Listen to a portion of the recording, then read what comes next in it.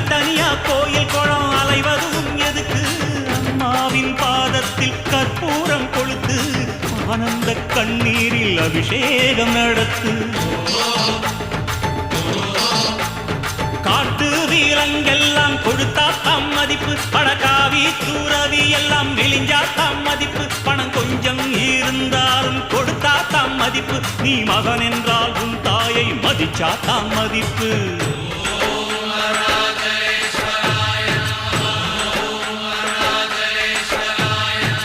தனக்கென வாழ்பவன் இருக்கையில் இறக்கிறான் பிறக்கென வாழ்ந்தவன் இறந்துமே இருக்கிறான் உன்னை விடவும் எனக்கு வேறு உறவு இல்லையடா